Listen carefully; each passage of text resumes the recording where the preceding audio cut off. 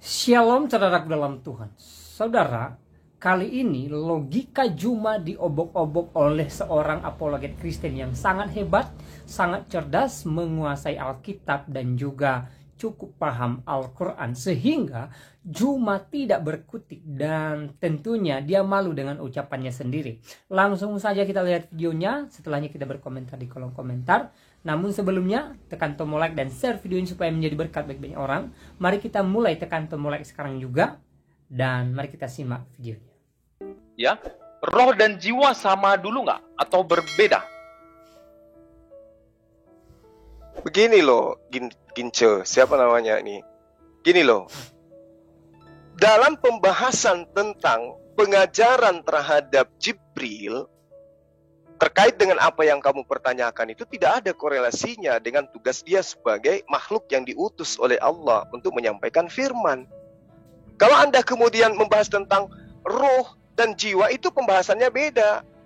Tapi terkait dengan Jibril, itu tidak ada pembahasan sampai ke sana bahwa ini jasadnya seperti ini, kemudian rohnya seperti ini, itu nggak ada. Inti dari diutusnya Jibril itu adalah untuk kemudian menyampaikan firman Allah. Juma, Itu. ya sebentar Juma. Juma, aku tanya simpel aja. Rohnya Jibril itu memiliki jiwa nggak Juma? Ya, dia jelas jiwa karena dia adalah ciptaan. Wa nafsi Oke. wa ma sawwaha. Ya, jiwa dan roh itu sama atau berbeda? Kalau dikatakan ruh dan kemudian jiwa, jiwa ini ada karena adanya keterkaitan antara jasad dan juga roh.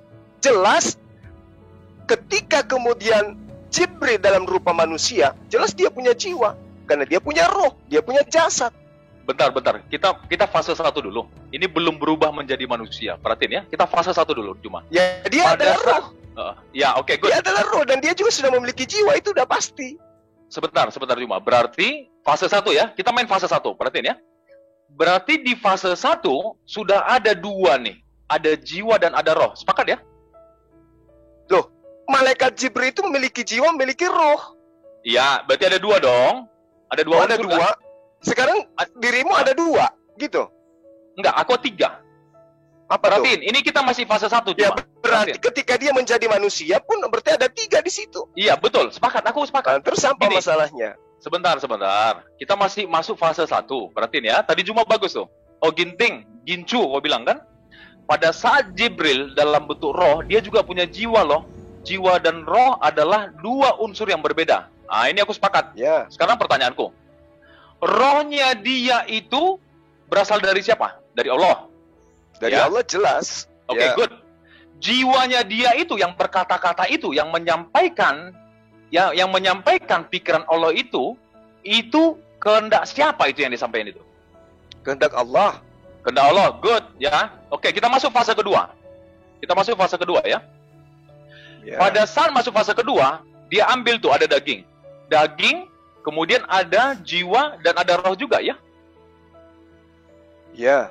Ya, oke, Dia good. kan sudah jelas di situ ketika dia datang membawa perintah, jiwa Ya. dan rohnya itu pasti ada. Ya, Kan gitu. good. Ya, paham berarti ya. Berarti rohnya yang ada di manusia itu, yang jadi manusia sempurna itu rohnya Allah atau rohnya Jibril? Roh yang diciptakan oleh Allah. Roh yang Dan diciptakan itu Allah ada, yang dan itu adalah Jibril itu sendiri. Kan gitu. Jibril itu sendiri. Dia- Berarti roh Dia tidak menjadi pribadi baru. Dia tetap Jibril tapi dalam rupa manusia. ya, oke, good. Berarti manusia itu punya roh yang namanya roh Jibril gitu ya? Lah iya, bukan cuman roh, jasadnya pun adalah jasadnya Jibril Iya, sebentar. dalam Kita rupa bagi nih. manusia. Kita bagi 3 nanti. Sebentar ya. Sabar ya. Berarti rohnya itu Pertanyaan roh si apa Jibril ini? lah. Sebentar, Juma. Dia Berarti roh Jibril dalam bentuk roh, dalam bentuk manusia, dia itu adalah Jibril. Juma, sabar kau. Sabar. Gini Juma. Berarti roh yang ada di manusia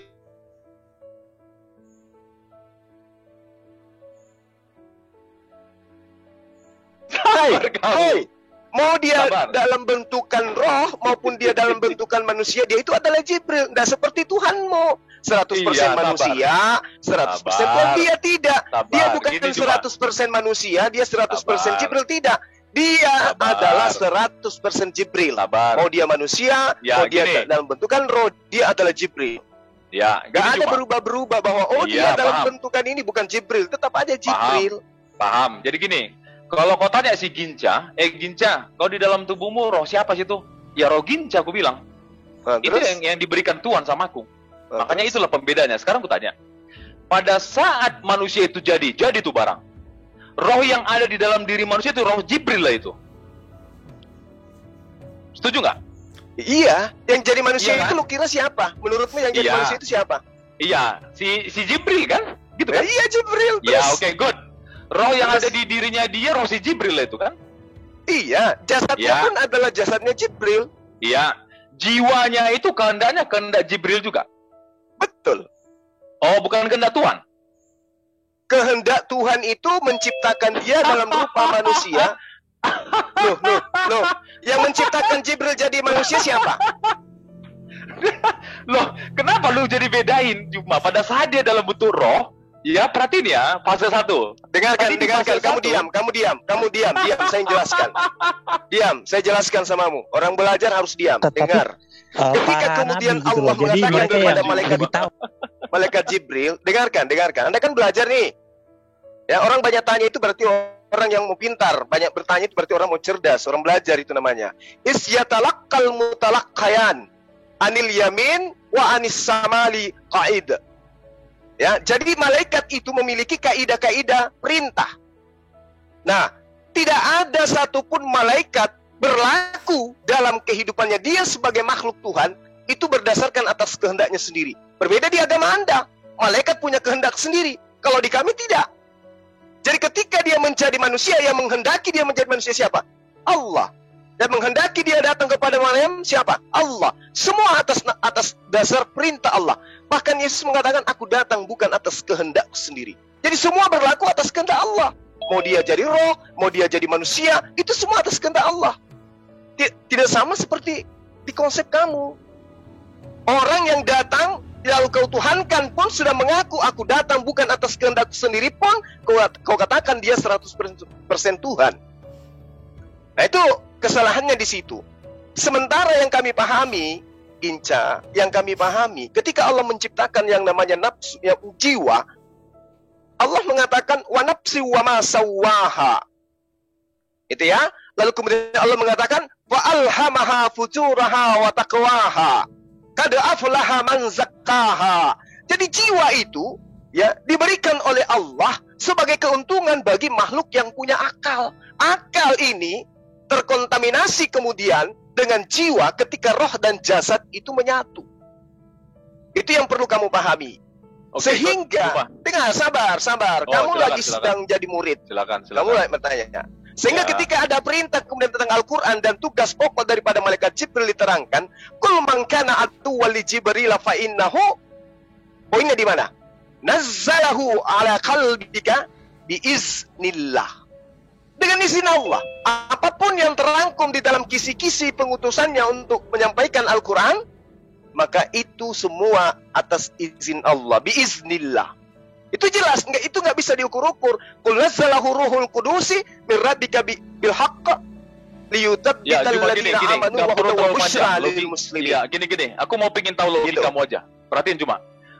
Tubuh Juma, aku tanya Juma ya. Tubuhmu Juma, roh yang ada di dalam dirimu roh siapa itu Juma? Roh ciptaan Allah. Ya, yang bernama Juma kan? Oke, good. Kehendak jiwa yang ada di tubuh Juma ini jiwa siapa ini? Ya, jiwa yang diberikan oleh Allah kepada saya. Iya. Dan tadi ayatnya sudah kubacakan samamu. Sebentar Juma. Aku nggak bicara ini berasal dari siapa Anda. Jiwa yang ada di tubuh Juma itu. Sabar Gitu dong. Ya, sabar dulu. Terus? Ya, kita main logika sederhana ya, perhatiin ya. Roh yang ada di tubuh si Juma ini, roh Juma lah ini, yang berasal dari Allah. Setuju ya? Ya, Zakaria Oke, good. 12 nomor 1. Betul. Ya. Jiwa yang ada di tubuhnya si Juma ini, jiwa si Juma lah ini. Benar ya? Jiwa ciptaan Allah. Iya. Fujuraha wa taqwaha. Juma, aku nggak bilang berasal dari siapa, nggak aku bilang. Jiwa yang ada di ini tubuhmu Juma, Semua itu jiwa si roh Juma yang yang berasal ada dari pada Allah. diriku juga itu adalah roh Allah. Jiwa juga adalah jiwa Allah. Jasadku Cuma- juga adalah jasad Allah. Cuma aku Segala nggak bilang sesuatunya itu berasal. adalah milik Cuma- Allah. Cuma aku nggak bilang berasal. Perhatiin ya. Kalau kita main logika sederhana ini ya. Perhatiin. Roh yang ada di tubuh si Juma ini, roh si Jumal ini yang diciptakan oleh Allah. Setuju ya? Iya. Oke, good. Jiwa yang ada di tubuh si Juma ini, jiwa si Jumal ini yang ciptaan Allah juga. Setuju ya? Setuju nggak? Iya, semua Ya, ini oke, milik good. Allah. Lahu ma fis Ya, milik samawati Allah. wa ma fil ar. Ya, Iya. wa ma bainahuma wa ma tahtas lawa. Iya, nggak Itu perlu, semua nggak perlu. kepunyaan Begini, Allah. ya kita kerucutkan, ya. Perhatiin. Pada Ya. saat kita masuk fase 1, ini cuma memang harus pelan-pelan sih. Ya pelan-pelan harus diomongin supaya dia Enggak, nalar. gini aja Ginci. Sebentar, Gini aja sebentar. Ginci. Apa Sebentar, poin yang sebentar. ingin kamu sampaikan? Enggak usah Sebentar kau dong. bertanya Jangan ngelak, sekarang. jangan kabur. Poin Jangan lari lah, apa jangan yang lari. ingin kau sampaikan menurut lari. kebutaanmu terhadap Al-Quran? Iya, jangan lari. Perhatiin. Ya, Enggak, saat saya fase- langsung aja to the point. Apa Sabar, yang ingin kamu sabar. jajakan di sini? Sabar. Enggak. Apa Sabar yang dong. ingin kamu jajakan di sini? Silakan. Ya, sabar. Pada saat fase 1, ini belum berubah menjadi jasad ya. Perhatiin ya. Pada saat di fase 1, tadi cuma bagus tuh. Oh, ginting. Ginca. Ginting cakep. Kan gitu Langsung katanya. aja poinnya, bro. Sabar. Langsung poinnya. Apa Ya. yang ingin kamu jual? Pada saat fase 1, Jibril dalam bentuk roh, dia punya jiwa. Oh, cakep nih Juma. Perhatiin ya.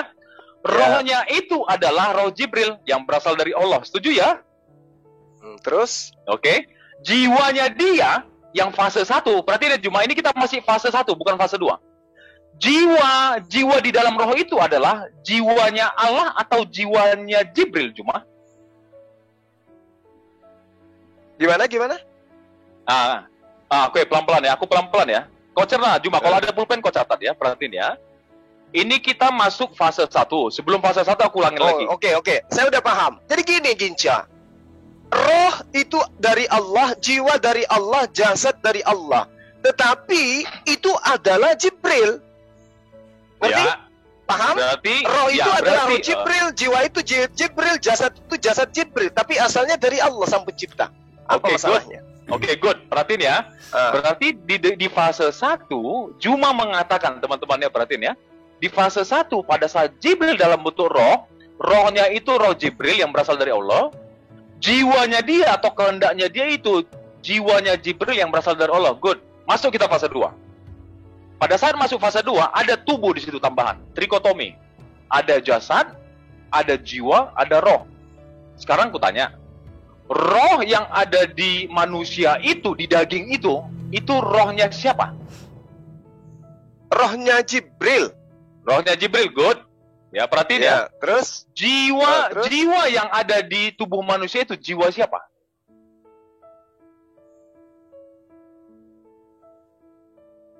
Yang ada di tubuh situ tubuh siapa? Tubuhnya Jibril. Tubuhnya Jibril berasal dari Allah semua ya. Pasti dong. Masa dari Yesus? Oke, good. Terus? Oke, good. Pada saat di fase 1, Jibril dalam bentuk roh, dia menyampaikan sesuatu, itu kehendak siapa itu yang berkata itu? Kehendak Allah. Kan tadi Kehendak Allah ya. Bismillah. Ya. Sabar. Kehendak Allah ya, tapi jiwanya jiwa Jibril gitu ya. Iya. Oke, kehendak itu kan berasal dari jiwa kan? Kehendak berasal dari jiwa. Kehendak Allah agar kemudian Jibril berlaku sesuai dengan perintah. Apa masalah? Gak usah ketawa, Ginca. Kalau mau tanya yang betul. Kalau mau Kamu jawab, nggak jawab paham yang rupanya. Jadi gini, betul. saya ajarin, Ginca. Di ajaranmu kan kamu nggak ngerti roh. Yang kamu tahu Tuhan itu adalah roh. Sekarang saya ajarin gini, Ginca, gini. Ya, kamu jangan terlalu banyak ketawa. Ini nanti. mending Burunda, dikores, boleh kok logikanya di-compare lebih masuk kores dan sih. bertanya Lebih balik masuk kores kayaknya logikanya sebenarnya. Enggak, sebentar Ginca. Nanti kalau giliranmu jangan kabur ya. Aku lebih masuk kores berasal- sebenarnya logikanya. dengar. Kamu itu dengar Ginca. Ruh berasal dari Allah. Yang pada esensinya suci dan Teman-teman bersih. lanjut aja topiknya. Udah, lanjut aja Juma. Jadi kamu mau kabur? Kalau berlogika lebih enak sama kores sebenarnya. Sorry Juma ya. Jadi kamu mau kabur? Lanjut. Jadi kamu kabur? Lanjut. Lanjut, Lanjut. jawaban Gurunda. Jadi dia mau kabur itu. Ya. Jadi gini Ginca. Jadi jawab aja Kalau Gurunda, berlogika orangnya lebih masih di enak sini sama kok kamu sebelum kayaknya, bertanya Kores. balik. Ruh itu berasal Gimana nggak dari paham ini? Allah. Yang pada Lanjut, esensinya Rian. itu Lanjut, Rian. suci dan juga bersih. Sedangkan jasad itu berasal dari tanah yang ada, kita lihat bagaimana kemudian janin dan seterusnya. Itu yang kemudian dimiliki oleh manusia. Ini yang terjadi terhadap Jibril. Maka kemudian dia ada nafs atau jiwa. Ketika roh suci ini menyatu dengan jasad, maka berubahlah sifatnya dan namanya menjadi an-nafs atau jiwa. Paham itu ya? Nah, jadi kalau kamu bertanya, ada fase pertama, ada fase kedua, kan tadi saya sudah mengurai. Bahkan saya lengkapi dengan dalilnya. Fa'alhamaha fujuraha wa taqwaha. Semua sudah kujelaskan.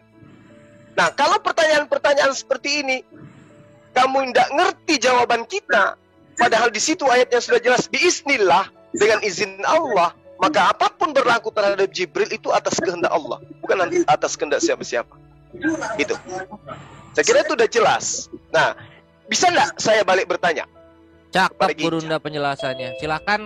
Silakan Gurunda sekarang bertanya. Gurunda maunya Ginting lagi yang menjawab atau yang lain boleh? Saya maunya Ginting, Inca. Oke. Sip, Gin, siap-siap Gin. Silakan Gurunda. Pertanyaan saya kepada saudara terkait dengan proses roh yang datang ke dalam rahim Maria. Anda mengatakan bahwa roh yang datang itu adalah roh yang diantar atau dibawa, atau mungkin Anda mengatakan itu adalah roh Tuhan Anda sendiri. Sejauh mana pengaruh roh yang adalah Tuhanmu itu sendiri terhadap bayi Yesus? Baik dalam perspektif pengetahuan Yesus, kemampuan Yesus secara psikomotorik, secara fisik, secara emosional, dan seterusnya. Karena yang kita tahu, bayi Yesus tidak mampu melakukan apapun.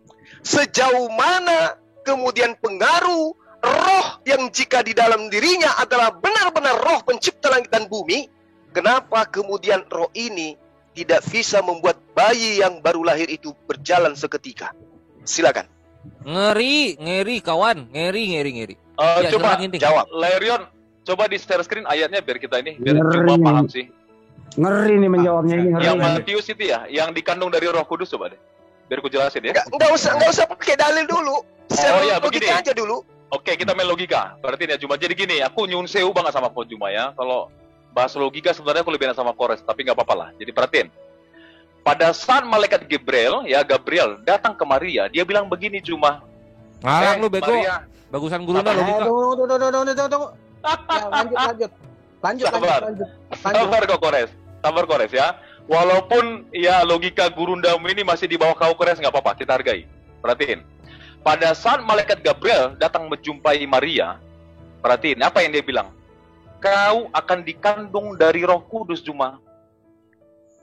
Ya perhatiin, dikandung dari Roh Kudus. Tunggu, sabar. Roh Kudus ini sumbernya, pencipta langit dan bumi atau bukan? Perhatiin. Tunggu. Roh Kudus Ya, ini silakan. pencipta langit dan bumi atau bukan?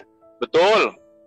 Berarti yang dikandung oleh Maria yang ada dalam jasadnya nantinya Yesus itu adalah pencipta langit dan bumi.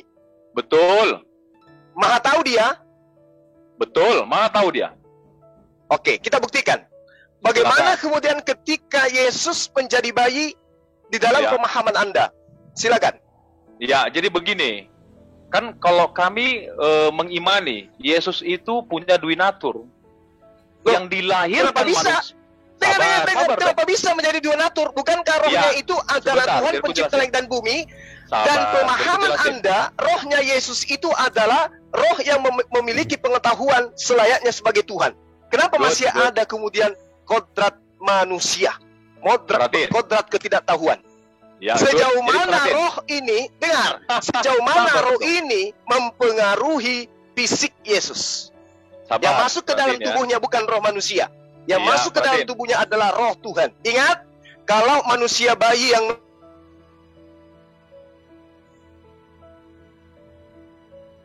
dalam jasad Yesus, roh pencipta langit dan bumi. Karena Tuhan Anda adalah roh. Silakan. Ya, perhatiin ya, Juma. Kalau malaikat Gabriel pada saat ngomong ke Maria, kau akan dikandung dari Roh Kudus, perhatiin. Kata kuncinya ada di dari itu. Dari Roh Kudus. Ya, Bukan Roh Kudus kita berarti. bilang Dwi Natur, sabar dong. Jangan kau potong dulu dong. Ya, Dulu. jangan kebiasaan. Dari Roh Kudus Cuma atau jangan Roh Kudus? kebiasaan, sabar dong. Tunggu Sabar dulu. dong. Cuma tunggu dulu. Biar jelas dari Roh Kudus Sabar atau dong, jangan dari Roh kebiasaan, Kudus Bang. atau Roh Kudus. Kita dulu yang ngomong. Bro Handi, Tahu. ini gimana temanmu ini Bro Handi? Coba Ya, ditertibkan kan dulu pertanyaan teman saya sekolah. simpel. Dari Roh Sabar Kudus atau Roh Kudus yang Kau dikandung? tadi menjelaskan gak aku potong. Sabarlah. Sabar Ya Juma. kan nggak potong karena memang saya jelas. Iya Ini kamu sabar nggak dulu. jelas. Sabar Yang dikandung Maria Sabar itu dulu. Roh Kudus atau dari Roh Kudus? Jawab. Sabar dulu. Oke, Ya. itu ada yang resen. Itu ada yang jelas resen, kalimatnya. ada yang Makanya resen. buka coba. Itu dikandung dari Roh Kudus. Perhatiin. Dari itu adalah sumber. Ya. Berarti bukan Roh Kudus Kita ya? bilang Dwi Natur. Sabar dong. Ya, pengertian Dwi Natur adalah kelahirannya dalam fisik yang natur manusia. Itulah yang dilahirkan oleh Maria. Jadi bukan Roh Kudus yang dikandung oleh Maria. Sabar. Kan sumber janin itu. Perhatiin Iya, ya. ya. Sumbernya kita udah tahu. Sumbernya dari Roh Kudus. Yang dikandung ini Roh Bro Kudusnya Handi. atau bukan? Bro Handi, bisa kau ini gak? Kau tertipkan gak gurundamu ini? Enggak, ini Oke, oke, Pak, moderatornya lah. Sabar dulu. Sabar dulu dong. Sabar. Ku lidahmu. Gak bisa bicara apa-apa kau sekarang. Sabar dong. Sabar dong. Ya. Jelasin dulu. Dulu jelas. Sebentar. Sabar dong Yang ya. dikandung Bunda Maria itu Roh Kudus apa bukan? Jelas kok pertanyaannya. Tunggu Kalian dulu paham aja. nggak? Sebentar. Kalian paham nggak? Itu dia pakai kata dari, berarti sumbernya dari Roh Kudus. Kalian perhatiin. Oke. Ya. Dari Roh Janin yang Kudus. ada di tubuh Maria itu sumbernya dari siapa? Itu maksudnya, makanya pakai kata dari. Perhatiin ya. Natur kemanusiaannya itulah yang dilahirkan oleh Maria dalam bentuk manusia itu. Kau paham dulu nggak sampai sini? Betul. Juma, biar enak gitu. Jadi yang kamu maksud dari Roh Kudus itu bukan Roh Kudus kan? Sumbernya dari Roh Kudus, maka Iya. dibilang dari. Jadi gini. Kalau orang dari pasar itu bukan pasar. Nah sekarang yang saya tanya, yang dikandung Maria, jasad dan ruh. Ruhnya ini berasal dari Roh Kudus atau rohnya ini Roh Kudus itu sendiri? Jawab. Memiliki tubuh, jiwa, dan roh Cuma, manusia.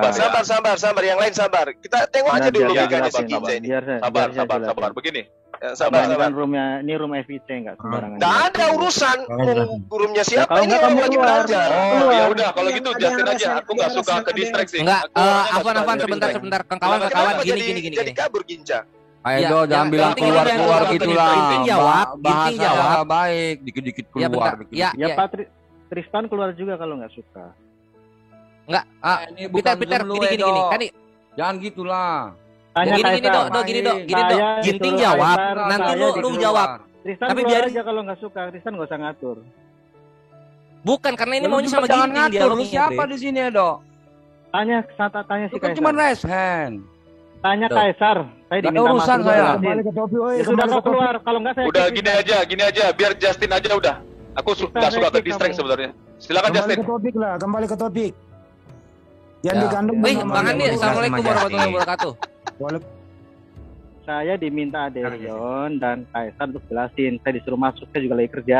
Iya, kembali Jadi ke topik dulu Bang Juma sama Ginca. Jadi nggak usah. Ginca. Ini FIC punya standar kami. Kami setiap hari bertemu untuk menyamakan persepsi. Iya, iya, Aduh. Yang Bang. saya tidak Abang.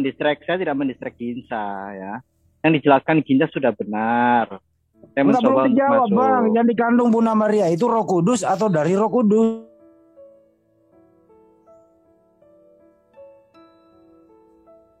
Ya, mau Mana, nggak? Kalau nggak saya stop. Loh, Saya, Ginca, saya diminta. Itu maunya Ginca, Bos. Saya Bukan diminta gitu, Dok. Kaisar. Ginting ini Saya soalnya, diminta sama Ginting dulu. Kaisar untuk Jangan Iya, ngebahas bukan robot. kamu kan tadi saya dialog sama Ginca. Ya Ginca sudah kau yang keluar jawab kalau memang dulu. tidak suka di sini. Loh, bukan saya nggak suka. Saya mau dialog sama Kami Ginca. punya kewajiban menjelaskan. Enggak, saya nggak butuh Ini bukan penjelasan ruang dari bebas. kalian. Saya cuma Ini butuh ruang bebas. penjelasan dari Ginca. Narasumber utama yang diutamakan di sini, Pak. Saya maunya dari Ginca. Yang tanya Kami tadi tidak- ke kami saya tidak itu Udah, boleh, cuma biar Justin aja nggak apa-apa. Aku nggak suka ke distract sebenarnya. Silakan aja, Saya juga nggak suka. Justin. tadi ini mau dialog Sorry dengan ya, saya cuma- langsung. Sorry Bro Andi ya. Nanti kita di Nanti Zoom aja nggak apa-apa. Ini biar Justin aja di sini, di Zoomnya ini. Silakan. Kita ini dapat undangan loh dari Kaisar loh. Kaisar yang mengundang kami ke sini loh. Ya Kaisar juga minta saya jelasin. Ya, Mas Kaisar yang undang kami loh di sini. Gitu loh. Sudah, Jadi masih Mas mau Ginca biarkan jawab dulu Justin sebelum bicarakan kamu. Justin Edo, dulu. lu tuh Ayo. diminta Jawab dulu kaisar pertanyaannya sebagai Bang Juma itu. ngatur, bukan yang Enggak, jadi enggak. narasumbernya. Udah, gue yang denger kok. Emang Kaisar ngomong. Enggak, Makanya silakan nggak usah Justin. tahu ya. Saya juga nggak mau ngomong kalau nggak disuruh ngomong. Ya makanya izinkan dulu Ginca. Ya sudah, di mengajukan sini dengan kita Bang Juma. dialog, tidak usah saling menyerang. Kita kan mau jelasin iman Nah, masing-masing. pertanyaannya Bang Juma jelas yang dikandung Bunda Maria itu dari Roh Kudus atau Roh Kudus itu Iya loh. bang, ini mau dijelasin bang. Oke. Ini mau dijelasin bang. Ya Gincanya yang jelasin Boleh. Gincanya. Ya tunggu dulu. Gincanya dong. Mana lo? Kok jadi pada ngatur sih? Kan Ginca tadi yang diskusi sama Bang Juma. Ya tunggu dulu. Udah pada dewasa, jangan kayak anak kecil, ribut dulu hobinya.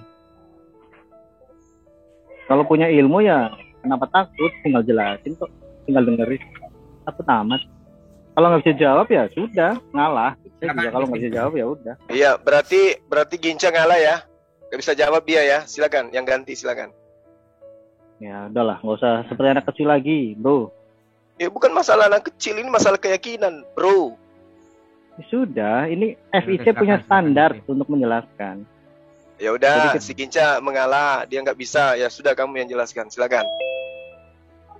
Udah dengerin ya. Jadi Yesus Kristus punya tubuh, jiwa, dan roh manusia. Mengapa demikian?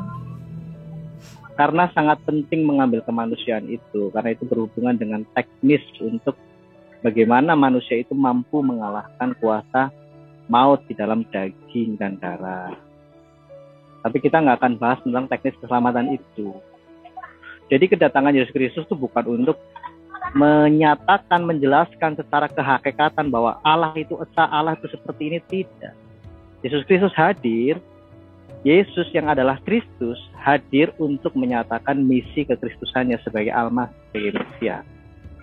Yang jadi masalah saya berkali-kali bilang, Bang Sumar saya juga pernah, di dalam Islam tidak ada penjelasan detail mengenai teologi Mesias. Sebaliknya di dalam Alkitab kami, tema utama adalah tentang janji Allah, yaitu Mesias.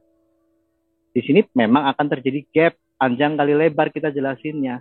Tapi kembali ke pertanyaan tadi, apakah Yesus Kristus memiliki kemanusiaan sejati? Iya. Jadi bukan berarti roh Allah terjebak di dalam daging Yesus, tidak. Bang, bukan itu pertanyaannya Bang, saya potong Bang. Pertanyaan Bang Juma ke Ginca, yang dikandung Bunda Maria itu Roh Kudus atau dari Roh Kudus? Loh, saya udah jelaskan kemanusiaan Yesus itu penuh sempurna, punya tubuh, jiwa, dan roh manusia. Kalau Bang Handi bisa menyimpulkan ya. Iya, syukur. berarti Kalau tidak bukan bisa ya repot. berarti bukan Roh Kudus, Bukan tapi Roh Kudus. dari Roh Roh Gini, Kudus cuma gini. biar Roh gue Kudus pertegas berada di- pertanyaanmu ke Justin ya. Roh Kudus berada di Bro dalam Justin, roh Bapa. Bro Justin, pertanyaannya Yesus begini. memiliki Roh Kudus. Begini, Bro Justin. Pertanyaannya biar ini. Yang dikandung Maria itu berasal dari mana gitu loh? Itu dari mana? Roh Itu Kudus Roh Kudus atau atau dari dari Roh Roh Kudus? Kudus? Itu aja udah. Coba. Bukan, tadi Bukan pertanyaan itu Bang Zuma yang pertanyaannya, dikandung. jangan Iya. jawab dong pertanyaan orang. Betul. Yang dikandung Bunda Maria Roh Kudus atau dari Ya, Roh bukan. Kudus? Jadi gini. Itu jangan Yang diubah Oke, pertanyaan orang. jadi gini. Pertanyaan itu saya paham ya, tapi saya tidak terus mengkonfirmasi tujuan pertanyaan itu. Jadi gini, yang dikandung oleh Bunda Maria, Lukas 1 ayat 42, itu disebut dengan buah rahim. Jadi betul-betul mengambil kedagingan Maria, hanya saja dibuahi secara ajaib oleh pekerjaan Roh Kudus. Tetapi yang dibuahi itu sepenuhnya memiliki daging, jiwa, dan roh manusia. Yesus Kristus sekarang naik ke surga bukan terus berubah jadi Allah, tidak. Allah tetap, Allah Bapa tetap ada, Yesus Kristus tetap ada. Yang keilahian Yesus itu terletak pada pewahyuan di dalam dirinya. Pewahyuan itu apa? Pewahyuan di dalam iman Kristen itu selalu melalui firman Allah. Jadi ketika kita melihat Yesus orang Kristen itu melihat firman Allah, petunjuk di situ kita melihat. Makanya Rasul Yohanes mengatakan firman hidup yang kami lihat, kami raba, kami dengar. Untuk apa? Firman ini dinyatakan dalam bentuk manusia. Supaya kami belajar apa arti ketaatan. Filipi 2 ayat 6-11. Ibrani 2 ayat 10. Bahkan di Ibrani 2 ayat 10 dikatakan Yesus Kristus disempurnakan sebagai Mesias karena dia diuji. Tidak mungkin Allah menguji dirinya sendiri. Tidak mungkin Allah menguji rohnya. yang diuji adalah kemanusiaan Yesus di Ibrani 2 ayat 17. Dalam segala hal, tidak perlu ditambah dan dikurangi, dalam segala hal Yesus Kristus adalah manusia sejati. Tetapi mengapa dia itu memiliki keilahian? Karena di dalam dirinya melekat firman, kalamullah atau kalimatullah, sehingga kami bisa melihat apa isi dari firman itu. Firman itu tidak dalam bentuk tulisan, dalam bentuk pribadi manusia, supaya umat manusia belajar menjadi Adam yang mula-mula, Adam yang tanpa dosa, Adam yang taat. Jadi itu salah satu penjelasan singkat dari sisi teknis keselamatan. Jadi bukan terus Yesus memiliki rohnya adalah Roh Kudus. Tidak mungkin. Roh Kudus tidak terjebak dalam daging dan darah, tidak. Tetapi mendiami, memenuhi. Makanya Yesus Kristus adalah sebagai bait Allah, gitu kan. Kalau kita bicara kristologi, Shekinah, kehadiran Allah yang kekal selama-lamanya. Dulu Roh Allah hadir di seluruh umat manusia. Wakilnya adalah Adam dulu ya. Tapi setelah Adam rusak, anak keturunannya pun menjadi rusak. Sehingga Roh Allah undur dari diri manusia. Yesus Kristus memulihkan itu. Makanya di 1 Kisah Rasul 2 ayat 32-34, Yesus Kristus naik ke surga. Dia menerima Roh Kudus dicurahkan ke seluruh umat manusia. Jadi membayangkan Yesus itu jangan terus seperti melihat Allah yang artinya Allah itu mati disalib, Allah itu punya tangan. Itu pengajaran dari bid'ah atau heretik. Jadi kekristenan yang sejati melalui hasil konsili, terutama konsili Kalsedon, membedakan kemanusiaan dan keilahiannya, tidak mencampur baurkan, tetapi berjalan bersama-sama.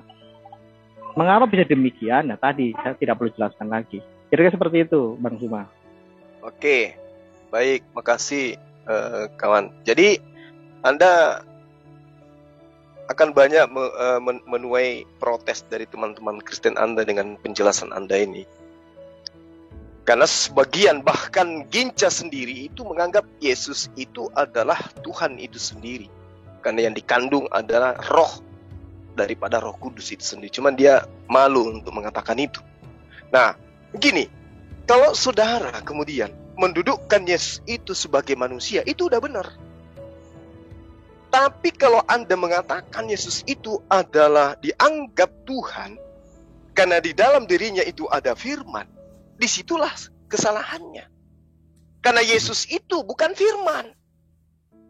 Yesus itu adalah manusia yang berasal dari firman. Sama seperti kita.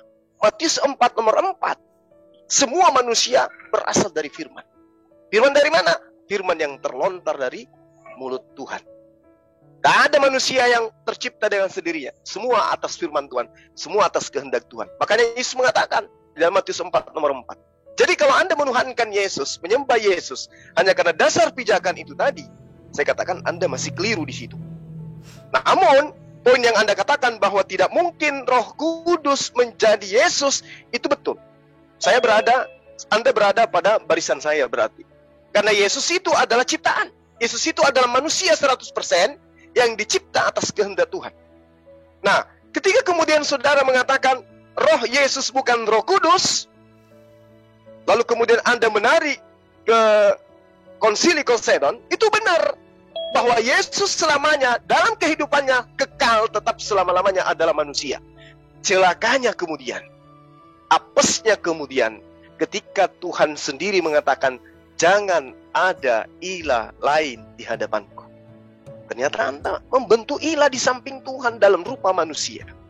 Nah, kalau Anda katakan dia ilah disebabkan karena ada kalam di dalam dirinya, kalam yang mana? Jasadnya Anda akui sebagai badan yang berasal dari daging Maria. Rohnya pun Anda akui roh dari ciptaan Tuhan.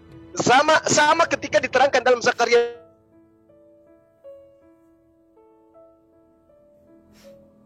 Rohnya ciptaan Tuhan, jasadnya ciptaan Tuhan. Tapi apa yang Anda maksud firman yang ada pada diri Yesus? Sementara Yesus ketika datang kepada Bani Israel, dia katakan dia menerima firman. Dia masih menerima kehendak Tuhan. Kalau yang Anda maksud adalah kalam, ya, yang melekat pada diri Tuhan pada awal mulanya sebagaimana Yohanes 1 nomor 1, maka tidak mungkin kemudian Yesus tidak mampu berkata-kata dari dirinya sendiri. Kenapa? Karena dialah sang firman itu. Ternyata nggak bisa. Yang dikatakan sang firman, baca Yesaya 55 nomor 11. Segala yang terlontar dari mulutku itulah yang jadi. Tidak akan kembali dengan sia-sia. Baca Mazmur 33 nomor 6. Tidak akan kembali dengan sia-sia. Apa yang aku katakan jadi, maka jadi. Apa yang ku kehendaki, maka itulah yang ada. Apa yang ku inginkan, maka itulah yang terjadi. Maka itulah yang kemudian ada. Tidak ada yang tidak bisa. Tapi Yesus, Anda katakan firman. Aku tidak berkata-kata dari dirinya sendiri. Gugur jadi firman. Artinya, kita kembalikan porsi yang sebenarnya. Hidup kekal itu adalah mereka mengenal aku yang engkau utus. Siapa aku ini yang kau utus? Anak Maria. Siapa anak Maria ini? Manusia. Apa posisinya di hadapan Tuhan? Baca Kisah Para Rasul 2 nomor 22. Orang Israel harus tahu bahwa Yesus adalah orang yang ditetapkan untuk menjadi perantara bagi Tuhan kepada Bani Israel untuk melakukan mujizat, tanda-tanda, dan juga kekuatan. Nah, lalu kemudian persaksian Yesus di dalam Yohanes 5 nomor 36. Ada kesaksianku yang lebih penting dari kesaksian Yohanes. Apalagi kesaksian orang-orang Kristen. Lebih penting kesaksian Yesus. Apa itu? Bahwa segala pekerjaan yang aku lakukan, pekerjaan itulah yang bersaksi tentang aku bahwa engkaulah yang telah mengutus aku. Jadi Yesus melakukan apapun yang membuat Anda menuhankan dia, ternyata itu semua atas izin Allah. Dia hanya perantara. Jadi poin penyembahan yang Anda lakukan terhadap dia, menyebabkan nantinya Anda akan diusir oleh Yesus. Karena kenapa Yesus mengatakan, kecuali mereka yang melakukan kehendak Bapakku yang ada di surga.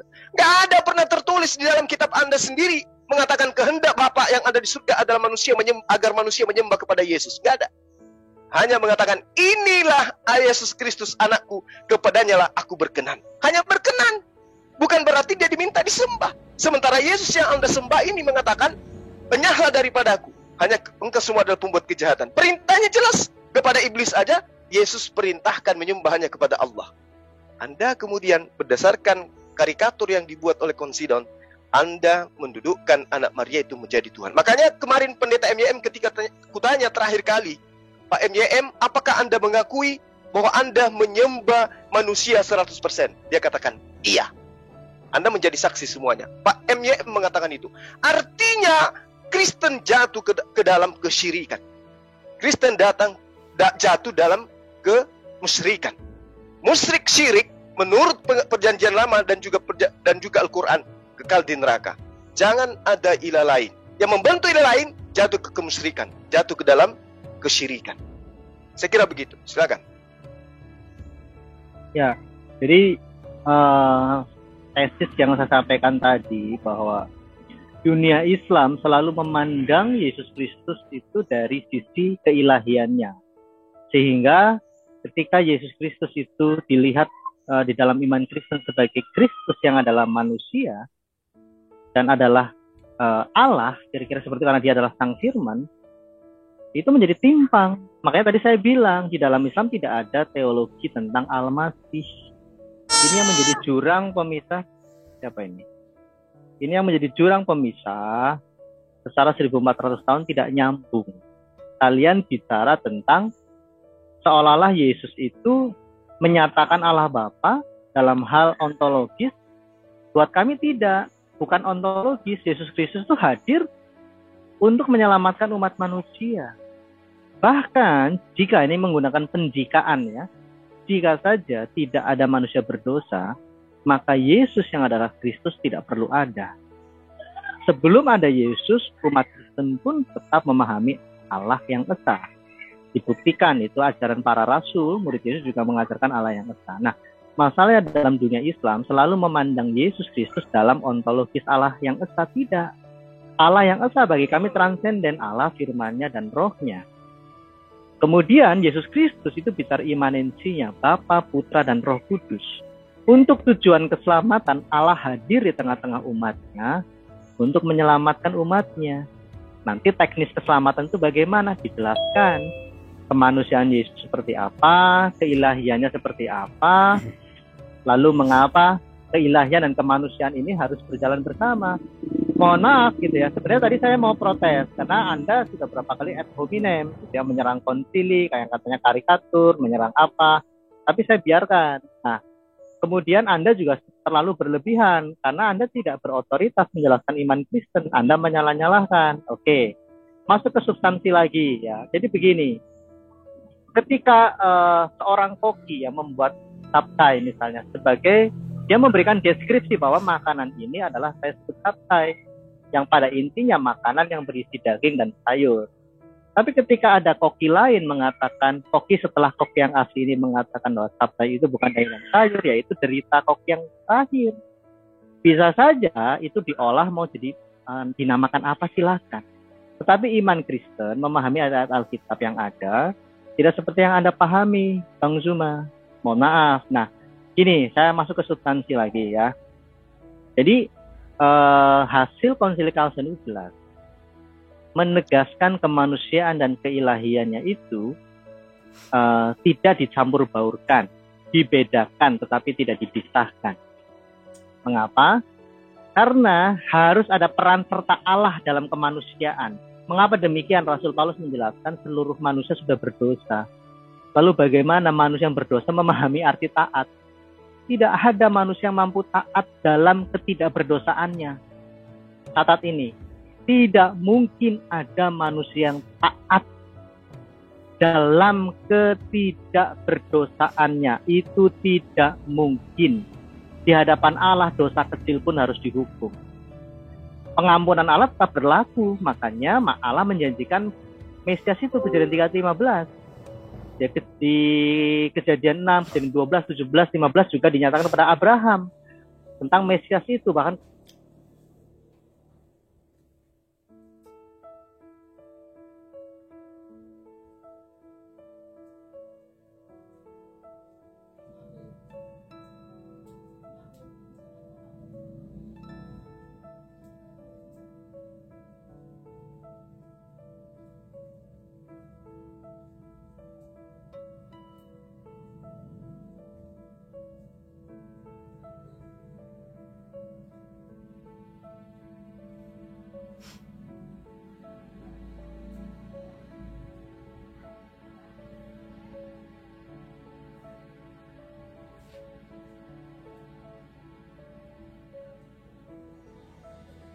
dan yang ada di bawah bumi. Dan segala lidah mengaku ini, lihat. Kami juga paham tentang apa tauhid kepenguasaan. Tidak mensyirikan. Ya maaf, saya menggunakan istilah tauhid sebelum ada Islam pun kami sudah tahu apa itu kesahan. Segala lidah mengaku Yesus Kristus adalah Tuhan bagi kemuliaan Allah Bapa. Semuanya berpusat kepada Allah Bapa. Lalu mengapa kami menyembah Yesus? Karena di dalam pewahyuan Allah kepada kami, sejak mulanya bicara tentang kepenguasaan Allah di muka bumi yang diwakilkan kepada Adam. Ya, di Kejadian 1 ayat 26.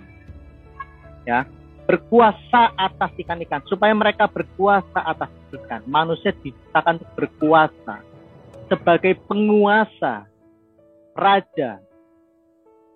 Inilah yang dipulihkan oleh Allah melalui Yesus Kristus. Jadi penyembahan kami kepada Yesus Kristus, penyembahan kepada Raja. Bukan penyembahan kepada Allah Bapa. Penyembahan kepada Allah Bapa tetap menjadi pusat juga. Tetapi bicara Yesus sebagai Raja nanti kita jelaskan lagi. Raja itu apa? Dia sebagai hakim yang adil. Dia sebagai penguasa. Karena dia juga sudah mengalahkan kuasa dosa, ya. Matius 28 ayat 18 sampai 18 sampai 20. Yesus mendekati mereka dan berkata, "Kepadaku telah diberikan segala kuasa di surga dan di bumi." Jadi teologi kekristenan itu jangan dilihat memandang Yesus, jangan selalu dilihat dari seolah-olah Yesus hadir itu untuk menunjukkan ini Allah yang esa. Secara ontologis atau secara kehakikatannya tidak, Bang. Salah. Makanya para apologet Kristen di abad 7 ketika kehadiran Islam pertama kali itu pun sudah menjelaskan, bahkan seperti Imam Al-Ghazali, silakan baca di literatur yang umum, mengatakan Trinitas itu bukan sesat, Trinitas itu bukan politeis. Jadi kami bisa menjelaskan apa itu tauhid kepenguasaan, tauhid penyembahan. Kami paham tidak boleh menyembah berhala, tidak menyembah di luar Allah, tidak boleh. Tauhid keilahian kami paham itu. Masalahnya kalian salah memandang Yesus. Kami memandang Yesus sebagai Kristus, bukan sebagai Allah Bapa. Yang menyamakan Allah Masih dengan Allah Bapa itu adalah bid'ah yang namanya Sabelian. Di abad 20 muncul lagi menjadi aliran Jesus only, berpusat pada Yesus. Jadi saya tegaskan lagi, penyembahan kepada Yesus adalah penyembahan pada Raja. Saya kasih dalil lagi ya.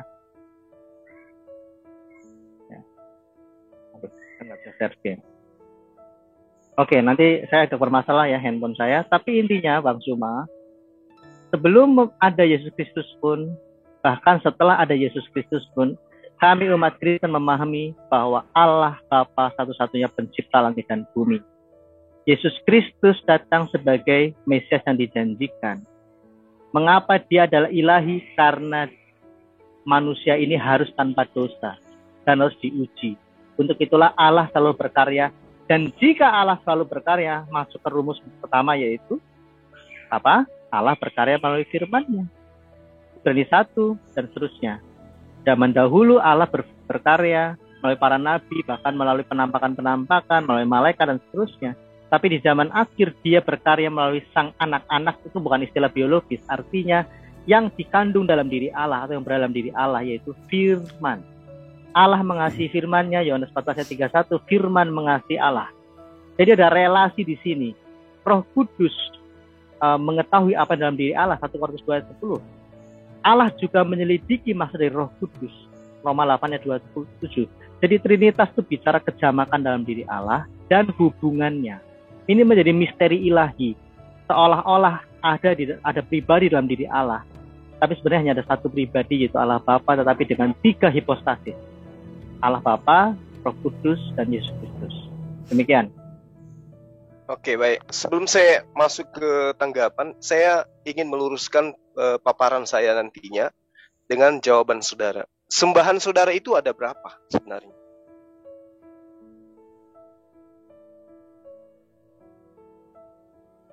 Coba dijawab dulu, supaya saya nanti bisa arahkan kemana Anda harus saya arahkan.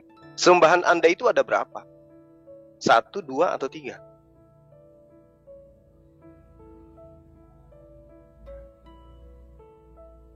Oke, wait. Lagi di unmute. Kok unmute sih? Iya. Unmute. Wait. Jawaban saudara? Unmute sih. Oh, ada kendala kayaknya dia terlempar. Bisa kok. Oh, enggak. Terlempar. Sinyal. Bro Justin itu. Bentar dulu ya Bang Cuma ya, sebentar ya Bang. Oke, sip. Dia terpental. Iya, terpental itu. Nah, mungkin oleh Erben mau. Oh, oke, saya lanjutkan ya. Jadi gini. Ini udah datang. Oke, sudah datang.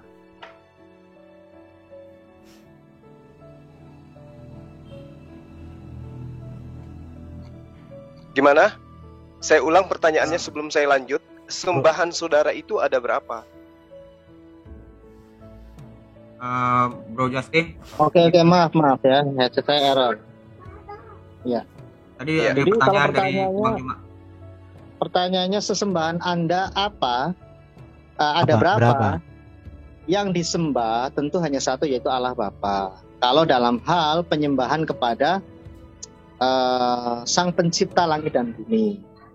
Jadi penyembahan kepada Yesus karena dia adalah Mesias. Mesias di dalam pewahyuan Allah itu sebagai raja. Iya, jadi sembahan Anda bukan cuma satu ya. Ada sembahan karena pencipta, ada sembahan karena raja, ada sembahan karena dia roh. Ini di dalam Islam mungkin penyembahan itu hanya kepada Allah, silahkan. Tetapi dalam kekristenan menyembah raja itu tidak masalah. Selagi penyembahan itu baik, sudah nangkap. Bukan untuk menghilangkan Allah, menggantikan Allah. Oke, berarti makanya kami diajar sedikit lagi, makanya kami diajar menghormati pemerintah seperti menghormati Allah, karena tidak ada pemerintah berasal dari Allah dan tidak dari Allah gitu. Oke, jadi kesimpulannya sembahan Anda itu ada 3, gitu ya? Bukan. Loh, tadi Anda nyembah Yesus, nyembah penyembahan Bapa. kepada Sang Pencipta. Jadi cuma satu, pencipta cuma satu, raja satu, Roh Kudus satu, dan 3-3-nya disembah, kan gitu ya? Tidak seperti itu, salah. Jadi gimana ceritanya ini? Tidak ada 3 penyembahan, hanya satu penyembahan kepada Allah Sang Pencipta. Jadi Yesus nggak disembah? Raja, menyembah Yesus sebagai Raja. Nah, itu kan berarti kan Yesus disembah juga sebagai Raja. Yesus disembah sebagai Raja, yang satu disembah sebagai Pencipta, yang satu disembah sebagai penuntun atau yang memberi pemahaman, yaitu Roh Kudus. Betul? Penyembahan jadi gini ya, tidak ada terminologi seperti menyembah Roh Kudus, tidak. Ya, Roh Kudus di dalam diri Allah. Menyembah Allah tentu menyembah seluruh zat atau esensi atau hakikat Allah itu sendiri, termasuk firman dan roh, saling mendiami. Jadi Anda harus tahu, penyembahan di dalam iman Kristen hanya ada 2, yaitu Allah Bapa dan penyembahan kepada Raja. Tetapi tetap saja penyembahan kepada Raja ini kembali kepada Allah Bapa, Filipi 2 ayat 11 tadi. Jadi pada hakikatnya berarti dalam, penyembahan itu tetap satu. Oke. Berarti di dalam hakikat penyembahan saudara, di dalamnya ada unsur kemanusiaan 100% yang Anda sembah. Kepada Mesias, bukan manusia, Mesias. Bicara anak Marianya, itu kan julukan, itu kan gelar. Mesias itu kan gelar. Pada prinsipnya begini, kembali kepada objeknya, yaitu Yesus yang adalah anak manusia. Dalam prosesi penyembahan Anda, hakikat yang Anda sembah terdapat sisi kemanusiaan. Betul? Sebentar dulu, jangan ke situ dulu. Nanti Anda terjebak gini ya. Filipi 2 ayat 11, ingat dulu ya. Penyembahan itu hanya satu, kalau pusatnya bagi kemuliaan Allah Bapa, kembali kepada Bapa. Jadi penyembahan kepada Yesus Kristus tidak berpusat kepada diri Yesus saja, tapi kembali kepada Allah Bapa. Jadi tetap saja tauhid tetap saja satu. Paham ya? Tetapi yang bisa dilihat gitu ya, manusia Yesus Kristus itu bisa disembah sebagai Raja. Makanya begini Bang, singkatnya begini sedikit lagi. Jika saja Adam tidak berdosa, maka seluruh umat manusia menyembah pada Adam, termasuk seluruh isi muka bumi ini. Kenapa bisa? Padahal Adam itu udah ketahuan bahwa dia adalah ciptaan Tuhan. Kenapa mau disembah? Kan ada penciptanya. Ini ada perbedaan Bang. Makanya di dalam pewahyuan Allah kami kepada kami melalui kitab suci yang ditulis oleh Musa, Adam itu sebagai penguasa atau raja.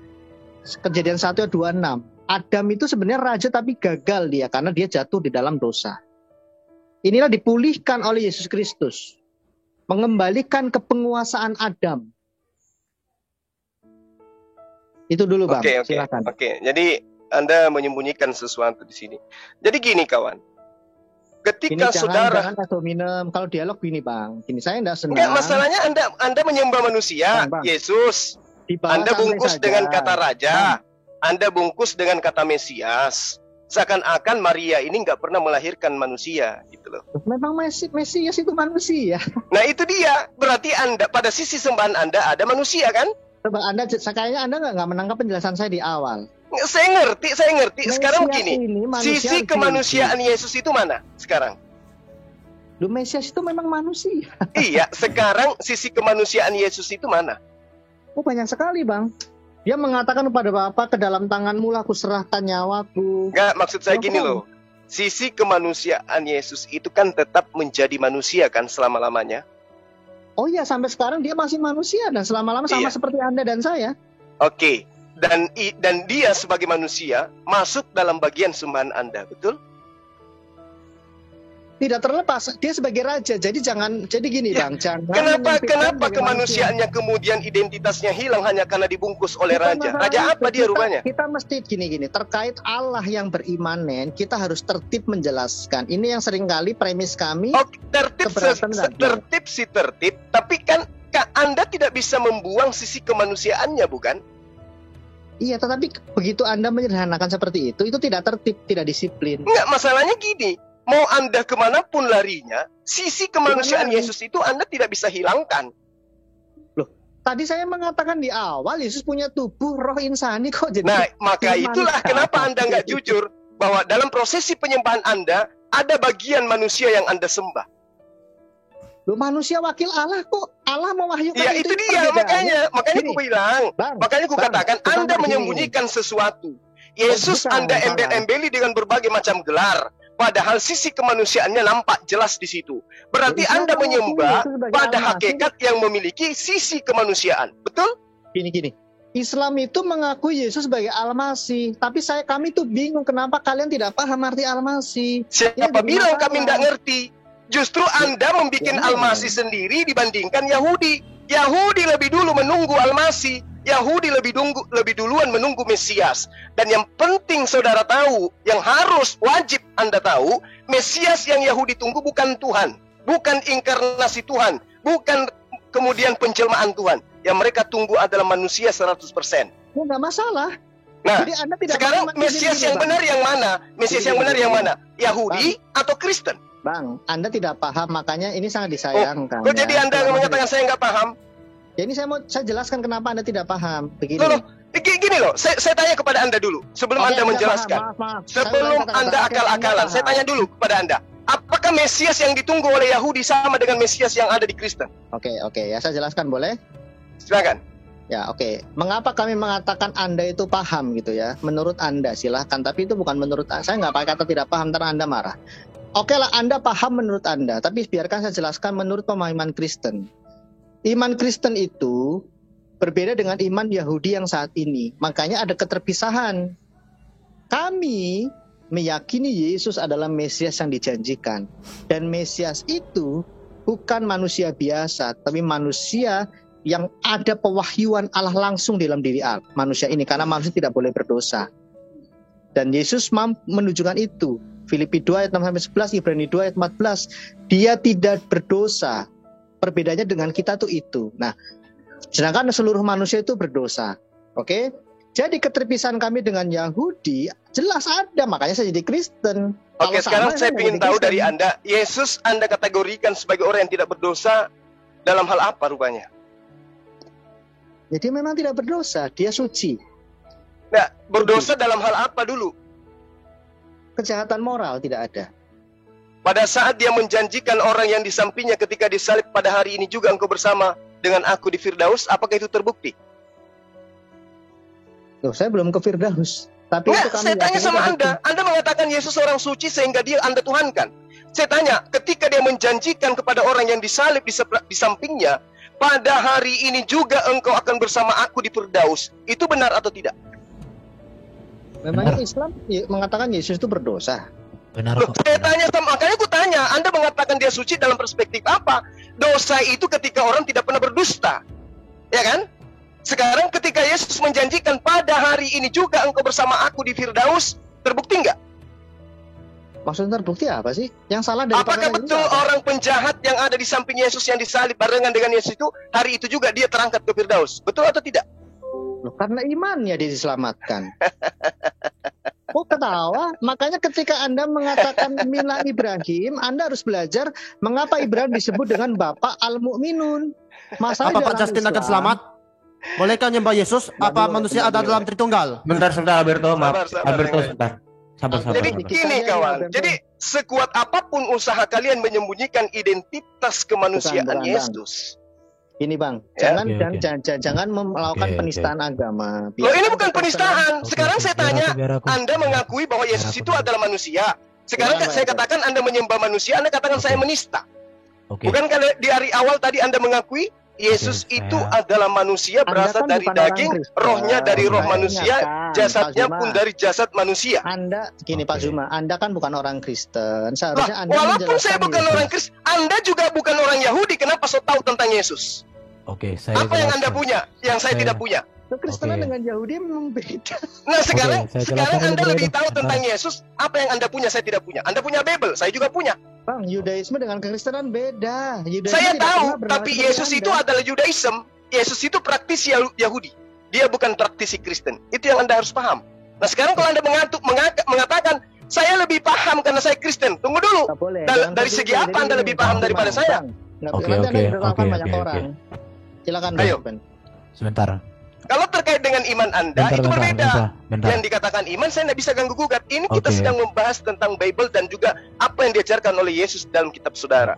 Oke, Bukan oke, berbicara oke. mengenai iman. Oke. Yahudi tidak mengakui PB, kok Anda jadi mengatakan PB itu bagian dari Yahudi sih? Gimana sih? Kapan saya katakan itu?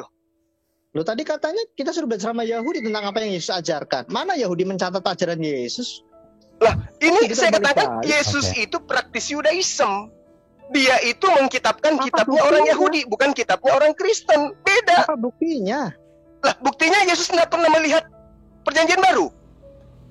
Lu Yesus memang tidak menyuruh membuat perjanjian baru. Makanya sanad kami kepada para Makanya rasul. saya katakan kitab Anda itu berbeda dengan kitab yang dipelajari oleh Yesus. Oleh kitab yang diajarkan oleh Yesus. Berbeda. Sanad kami kepada para rasul. Yesus mewariskan ajaran kepada para rasul. Oke, sanadnya dari Yesus ke rasul gimana? Sampai enggak? Sampai. Oke, coba Anda uraikan bagaimana Yesus bertemu dengan dengar. Bagaimana Yesus bertemu dengan Lukas? Coba. Pak, para rasul itu murid Yesus, Pak. Sebentar, Di sebentar. mana Yesus bertemu Lukas? Coba. Oke. Oh, ada di Sinasarion. Bukan, Di gini mana aja. itu? Gini aja, Ada gini aja. Sinasarion, salah satu dari 70 murid ya. Silakan Pak Irben. Gini. Salah satu itu. Kita kalau mau berujuma kita bicara data saja. Tahun berapa Lukas dilahir? Dan tahun Loh, berapa kok jadi Yesus data? Yang dikatakan sanad itu penyampaian tertulis di dalam kitab. Mana? Coba tunjukkan. Di mana tertulis? di dalam Kristen tidak ada sanad dari katanya ke katanya. Yang ada adalah dengar dulu. Gitu Di dalam Kristen itu dengarkan. Erben memang hebat. Oke, Ya, nggak jadi ada. di dalam Dengar, Kristen dari dengar, katanya ke dengar. katanya itu nggak ada memang. Oke. Ya, jadi murni hasil penyelidikan. Lalu kemudian Jadi gini. ditulis dan diakui itu sebagai firman Oke. Tuhan. Kan gitu ya. Oke, saya Oke, jelaskan. sip. Saya jelaskan Mantap. ya. Lukas di dalam kitabnya mengatakan dia memang menyelidiki. Tetapi penyelidikan Lukas itu sesuai dengan apa yang ditulis oleh Matius dan Yohanes, Petrus dan Yakobus tentang siapa Yesus. Dari mana Anda tahu bahwa itu sesuai? Buktinya tidak ada pertentangan. Kitab tulisan Yakobus, Yohanes, dan Petrus disatukan dengan kitab Lukas. Di situ masalahnya. Yang bertentangan itu tentu dengan kitab yang tidak mau menyatukannya, yaitu kitabmu. Oke. Lucu Anda ini. Ayo Iya. Silsilah Yesus aja antara Lukas dan Matius aja itu error, tabrak-tabrakan. Gimana Anda mengatakan sesuai? Gini. Itu dari literasinya aja. Belum Oke. kita pertemukan Lukas dengan Matius. Pernah enggak mereka Oke. dulu bersama? Kalau literasi dari Alkitab itu sama titik komanya, maka kami orang Kristen justru tidak percaya. Loh, Karena bentar, bukannya kitab Anda yang menjadi sumber itu Yesus. Dengar, dikatakan bahwa dulu Tuhan berbicara kepada kami melalui para nabi. Tapi sekarang Tuhan berbicara melalui perantaraan satu orang. Siapa itu? Anaknya. Oke, bentar. Ibrani 1 nomor 2. Oke, dengarkan ya. Saya jelaskan dengan santai. Yang menjadi sumber sebenarnya Yesus atau siapa ini? Dalam penulisan kitab Anda. Oke. Dialog Bang, tidak usah interogasi Bang, dialog Oke. saja. Enggak, saya ingin tahu dari Anda. Anda mengatakan kalau mereka itu sama, justru Anda tolak. Nah, sekarang yang menjadi sumber kitab Anda itu siapa sebenarnya? Ayo, nanti kita tanya Qurannya si Juma. Apa para rasul pernah bertemu dengan Yesus? Oke, saya jawab ya. Jadi gini. Ini Alberto, Adirion. Oke. Gini ya. Tulisan Lukas dengan tulisan Markus, dengan tulisan Matius dan Yohanes memang berbeda di dalam narasinya. Kenapa? Karena memang secara logika berpikir yang sehat, sesuatu berita yang diberitakan oleh orang yang berbeda pada waktu yang berbeda dengan cara bermandang berita itu yang berbeda, tentu akan menghasilkan narasi yang berbeda. Tetapi esensi berita yang disampaikan adalah satu kebenaran. Di dalam hukum pengadilan, seorang hakim ketika menginterogasi atau bertanya kepada para saksi, tidak pernah saya menemukan di dalam sejarah bahwa dari 4 saksi, titik koma dari kesaksian itu benar. Justru bagi saya, kalau ada kesaksian titik komanya sama, itu kesaksian palsu. Tapi begini loh, Saudara Erben. Itu dia. Ketika ada seorang saksi, pasti akan ditanyai, kamu bertemu langsung dengan pelaku. Gimana? Oke. Ditanya nggak itu? Yohanes itu ketemu langsung dengan pelaku, dengan Yesus. Lukas gimana? Melayani bersama Yesus. Lukas ketemu nggak dengan Yesus? Dengarkan ya. Kalau dilihat dari kronologi usia Lukas dengan kronologi usia Yesus, dia tentu ketemu. Ya. Dan itu diperkuat dengan adanya data 72 murid Yesus, dan itu dituliskan di dalam Sinaksarion, catatan sejarah gereja. Masalahnya begini, kalau kamu menyangkali Lukas bertemu dengan Yesus, apa acuanmu mengatakan Lukas tidak bertemu? Data mana yang kamu pakai untuk mengatakan bahwa Lukas tidak bertemu? Ya kitabmu sendiri yang saya gunakan. Oke. Kalau mana kamu ada di dalam kitabmu tertulis bahwa Lukas bertemu Yesus? Mana ada? Makanya kalau belajar kitab itu harus belajar dengan bagus. Nah, Cara Anda sudah bagusnya belajar dengan gimana? bagus. Anda Cara sudah belajar bagusnya, dengan oke. bagus. Cara Anda menghabiskan usia oke. belajar dengan bagus, tapi Oke. Anda nggak mampu menunjukkan Oke. datanya. Yesus Jadi gini, bertemu saya Lukas. Untuk apa Anda belajar? Oke, sekarang apa buktinya bahwa Yesus bertemu dengan Lukas? Saya tadi sudah bicara Sinaksariun. Saya sudah berbicara bahwa Lukas dengan para rasul itu pernah mereka bersidang bersama. Di situ ya, baru juga Lukas itu bagian dari 72 murid. Artinya Anda kan menyangkali. Seharusnya Anda memakai data dari mana lagi? Kalau Ya, Anda kan mengatakan gini. hanya bentar. Jadi gini bro Juma. Belajar yang benar itu kita harus bisa melihat kronologi kehidupan seseorang. Contoh, Lukas itu tinggal di mana sih? Ia tinggal di Yerusalem sana, di mana Yesus hidup. Dan pada peristiwa zaman Yesus itu kan menjadi tokoh yang sentral untuk diperbincangkan. Tentu dia tahu tentang Yesus. Itu secara logika tanpa kita berbicara data loh. Kenapa? Karena contoh ya, kalau ada satu peristiwa yang terjadi di Jakarta, saya tinggal di Jakarta, saya tidak tahu, itu kebangetan. Apalagi ada data yang menguatkan bahwa Lukas itu adalah golongan dari 70 murid. Dan ada catatan sejarah Sinaksariun gereja. Itu Bro Aderion itu bisa tunjukkan itu. Jadi di sini kita harus membangun sebuah logika berpikir berbasis data yang bisa diterima secara logika. Bro sekarang datanya mana gitu ya? Acuannya mana? Kecuali kalau bro katakan Lukas lahir tahun 200 Masehi. Saat ini kulemparkan itu tulisan Lukas. Ya, Tetapi oke. kalau Lukas lahir Sekarang kita masih ambil zaman Yesus melayani, Baik. maka ini artinya Sebelum Tuhan dialog videonya, ketika dialog membangun sebuah apologet argumen Kristen di atas dan kehampaan. Juma, ya, membahas tentang jiwa, tubuh dan roh ya. Banyak poin yang boleh mereka sampaikan ya tentang tubuh, jiwa dan roh, dan kita sudah mendengarkan seperti apa pemahaman daripada apologet Kristen dengan Juma. Tentu banyak hal yang menjadi berkat dalam kehidupan kita. Artinya bahwa ya dari apa yang mereka bahas ya, pemahaman kita, pengetahuan kita tentang tubuh yang telah diberikan oleh Tuhan ini semakin luas pastinya. Kita mengerti apa yang namanya tubuh menurut iman Kristen dan menurut Juma atau menurut agama Islam. Ya, kita mengerti apa artinya jiwa dan roh menurut kedua agama ini. Nah, saudara dalam Tuhan, seperti apa tanggapan saudara setelah menonton dan mendengarkan apa yang mereka bicarakan di video tadi? Silahkan tulis di kolom komentar ya. Tuliskan komentar yang baik, yang positif, terutama komentar-komentar yang memuji, memuliakan nama Tuhan dan yang memberkati kita sekalian ya. Nah, saudara Tuhan, ya, di kesempatan juga saya kembali ingatkan kita supaya kita tetap semangat menjalani hari-hari kita. Saya juga minta maaf kalau saat ini ya saya kurang enak badan ya.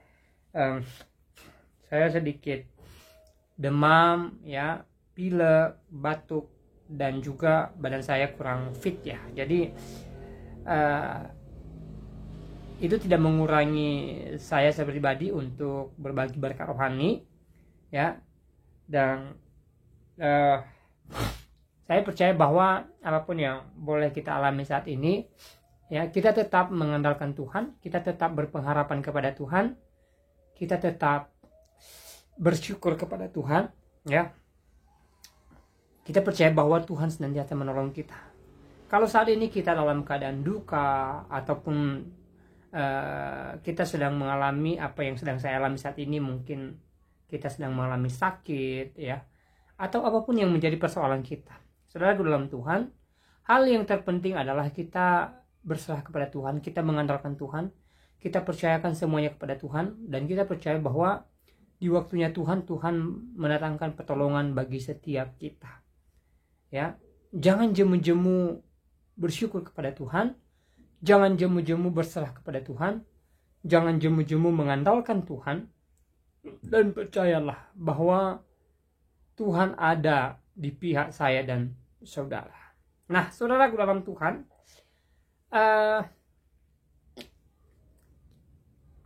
Kalau saat ini juga kita dalam keadaan sukacita, ya, saya kembali ingatkan kita supaya kita tetap bersyukur kepada Tuhan, karena seperti yang selalu saya sampaikan bahwa sukacita kita pun berasal daripada Tuhan. Tuhan yang memberikan kita sukacita, Tuhan yang memberkati kita, Tuhan yang memberkati keluarga kita, Tuhan yang memberkati pekerjaan kita, Tuhan yang memberikan kita sukacita sehingga kita boleh bersukacita dan kita boleh bahagia. Jadi saudaraku dalam Tuhan, dalam hal ini pun kita wajib bersyukur kepada Tuhan. Sebagaimana pembahasan mereka di video tadi, mereka bahas tentang jiwa, tubuh, dan roh. Dan saya katakan bahwa jiwa, tubuh, dan roh kita ini adalah pemberian Tuhan. Terutama roh kita, nyawa kita, hidup kita diberikan oleh Tuhan untuk apa? Untuk memuji dan memuliakan nama Tuhan, untuk mengandalkan Tuhan, untuk bersyukur kepada Tuhan, dan untuk tetap berdoa kepada Tuhan. Ya. Jadi mari kita menggunakan tubuh ini untuk kemuliaan nama Tuhan Yesus Kristus sebagai umat Kristen yang percaya kepada Yesus Kristus. Ya. Nah, saudaraku dalam Tuhan, saya kembali ingatkan untuk terus dukung perkembangan channel ini dengan cara tekan tombol like, tekan tombol subscribe, dan juga tekan tombol lonceng yang ada di sampingnya, dan share atau bagikan video ini supaya menjadi berkat bagi banyak orang. Ya, saudara, kalau kita membaca Alkitab, ya, banyak contoh yang bisa kita teladani di sana. Ya, banyak tokoh-tokoh Alkitab yang kemudian diperhadapkan dengan berbagai situasi, dengan berbagai persoalan, dengan berbagai masalah. Namun mereka tetap berserah kepada Tuhan, mereka tetap mengandalkan Tuhan, mereka tetap bersyukur kepada Tuhan, dan mereka tetap memuliakan Tuhan dalam kehidupan mereka. Ya, sehingga pertolongan Tuhan tidak pernah terlambat dalam kehidupan mereka. Ketika mereka mengalami berbagai persoalan, ketika mereka mengalami berbagai masalah, ya, mereka diintimidasi, ya, Tuhan ada bagi mereka. Ya, Tuhan tidak pernah terlambat mendatangkan pertolongan bagi setiap orang yang berharap kepadanya. Ya.